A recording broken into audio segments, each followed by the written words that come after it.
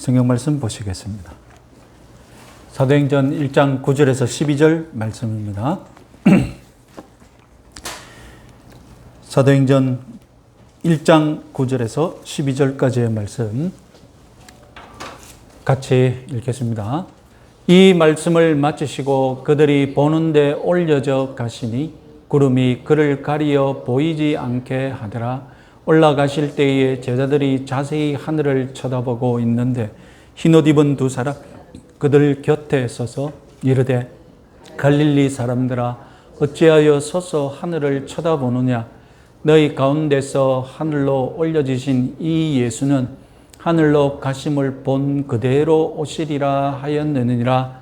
제자들이 감람원이라는 산으로부터 예루살렘에 돌아오니 이 산은 예루살렘에서 가까워 안식일에 가기 알맞은 길이라. 아멘. 제목이 예수님의 승천입니다. 예수님의 지상 마지막 말씀 1장 8절 직후에 드디어 부활하신 예수님은 승천하십니다. 승천에 관한 본문에서 가장 흔한 착각은 마태복음에서 지상 대명령 후 승천하신 것으로 착각하는 것입니다. 지상 대명령은 부활하신 예수님과 제자들이 갈릴리에서 제외했을 때 갈릴리의 어떤 약속된 산에서 명령하신 것입니다. 마가복음의 승천 본문은 괄호 안에 인쇄되어 있습니다. 그것은 사본상에 문제가 있다는 뜻입니다. 요한복음은 예수님과 제자들의 갈릴리 제외 이야기를 아예 21장 한 장에서 자세히 들려주고 있죠. 그런데 아쉽게도 승천 본문은 없습니다. 그렇다면 사실상 누가만이 100% 신뢰할 수 있는 승천 이야기로 복음서를 완성하고 있는 셈입니다. 다른 복음서는 부활과 승천을 구분하지 않고 주로 올라가심, 높이심 이렇게 뭉뚱그려 표현합니다. 이에 비해 누가복음은 부활과 승천 사이에 40일 간격을 두어서 이 두 가지 이벤트를 확실하게 구분짓고 있습니다. 누가의 기록에서 흥미롭게도 누가복음과 사도행전에서 일관되게 부활하신 예수님과 제자들이 갈릴리에서 제외한 이야기를 생략하고 있습니다.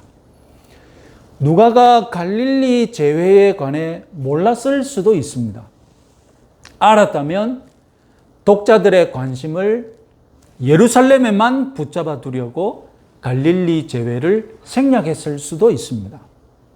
자, 누가복음의 승천과 사도행전의 승천 이야기를 상세하게 비교해 보면 차이가 있는 것처럼 읽혀집니다.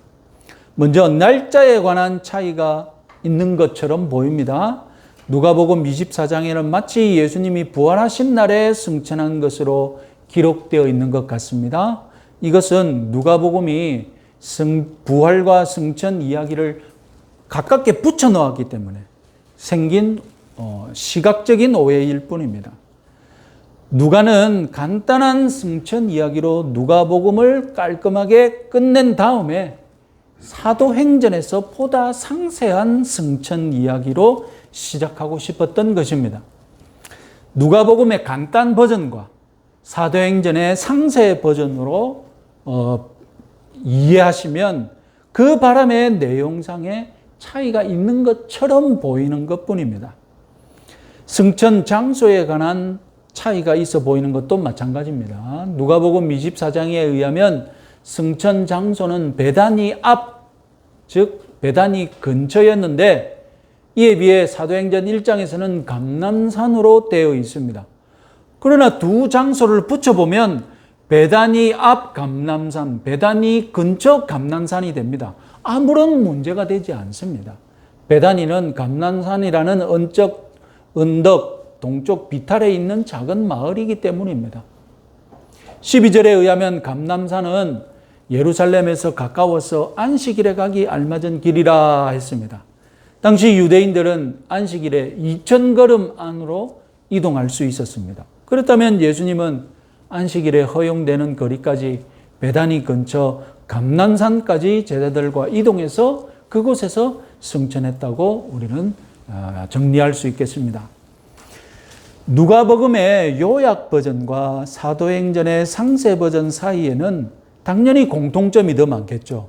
두 기사 모두 예루살렘 동쪽에서 승천하셨고, 두 기사 모두 예수님이 승천당하셨다고 수동태로 묘사하고 있고, 두 기사 모두 예수님이 승천하신 후 제자들이 예루살렘으로 돌아왔다고 기록하고 있고, 두 기사 모두 제자들이 예루살렘에서 성령이 오실 때까지 기다렸다라고 기록하고 있는 것입니다.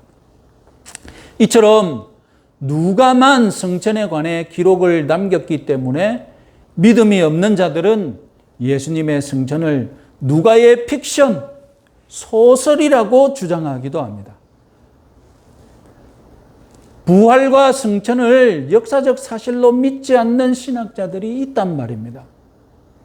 복음서의 다른 본문은 믿을 수 있겠으나 부활과 승천만은, 부활은 믿어도 승천만은 못 믿겠다, 이런 태도는 불가능합니다.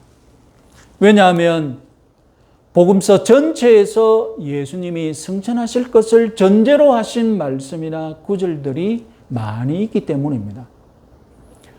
바로 그 중에 하나가 성령 강림 아니겠습니까? 아시다시피 성령 강림은 승천을 전제로 하신 말씀이지 않습니까? 승천을 못 믿겠다면 신약 성경 전체를 못 믿어야 그 사람은 일관된 믿음, 일관된 주장을 하는 셈이 되는 겁니다.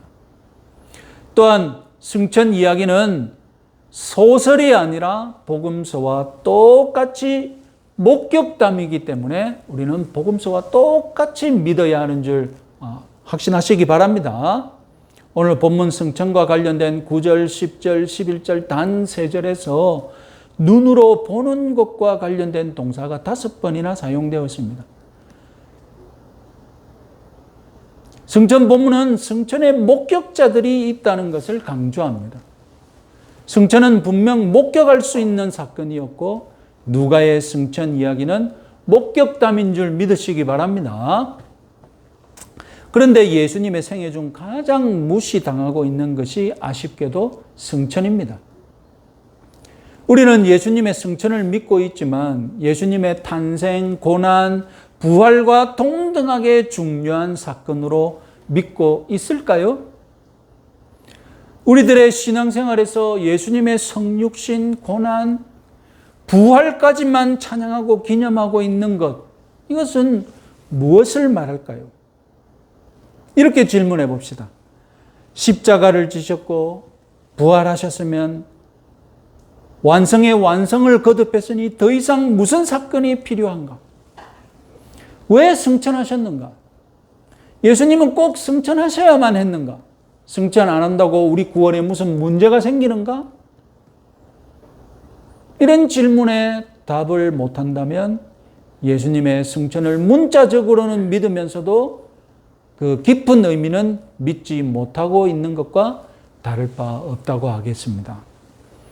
어쩌면 신앙생활 몇십 년 동안 하시면서 예수님의 승천에 관해서 자세한 설교를 듣지 못한 분들도 있을 것입니다. 저도 본문 강해 설교자이기 때문에 승천을 말하는 본문이 몇 구절 안 되니까 여러분들께 승천을 강해할 기회가 없었습니다. 제 기억으로 부활절 때 승천을 설교한 기억이 한 번 정도 있는 것 같습니다. 이런 형편에서 오늘 본문이 승천을 강해할 수 있는 좋은 기회인 것은 다행이며 감사할 일인 것 같습니다.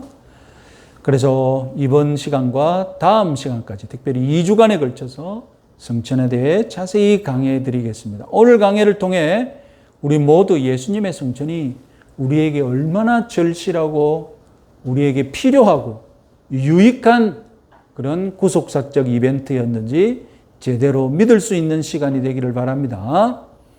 자, 지금부터 본격적으로 승천이 필요한 이유를 말씀드리겠습니다. 흥미롭게도 예수님의 승천은 우리들에게나 예수님 본인에게나 아주 필요한 이벤트였다는 것입니다. 그리고 그 이유는 한두 가지가 아니었습니다.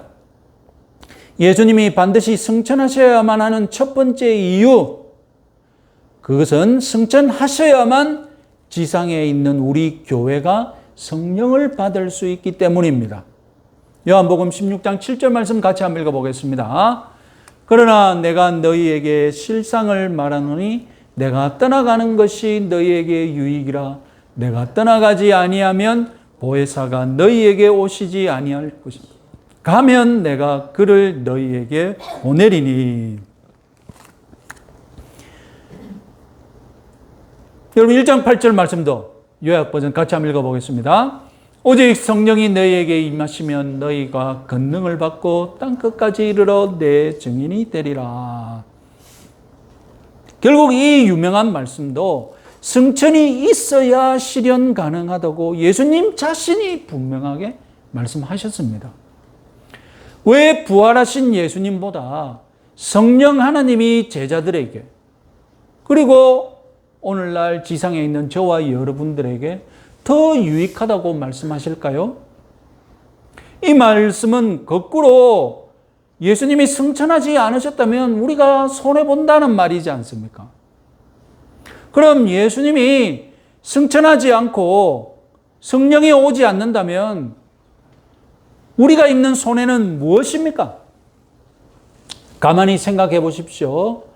첫 번째로 예수님은 부활의 몸을 입으신 채로 모든 민족을 위한 사역을 이 땅에서 계속 하셔야겠죠.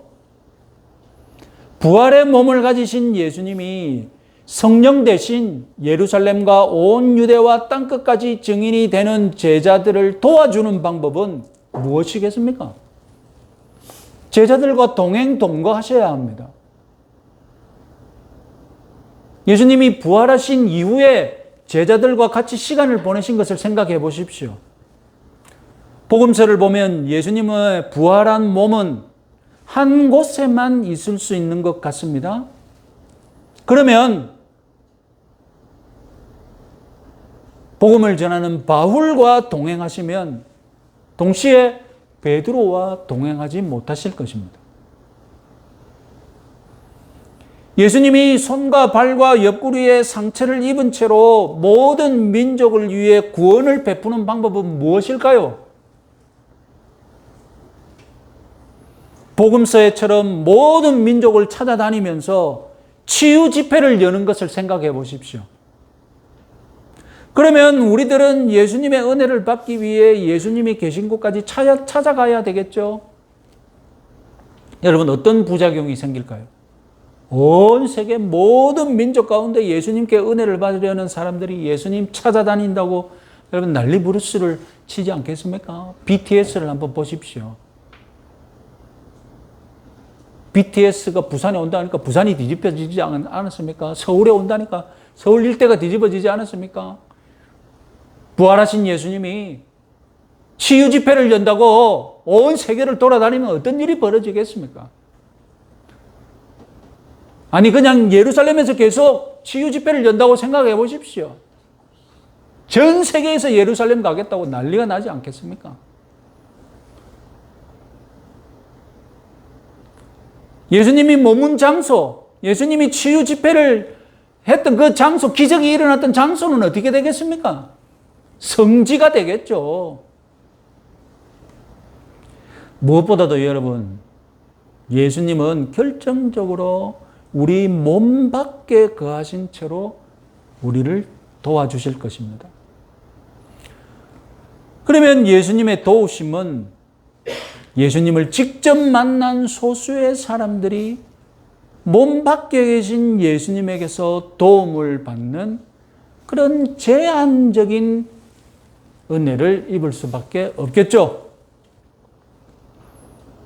그러면 예수님이 승천하시고 대신 성령께서 오시면 우리는 어떤 유익을 얻습니까?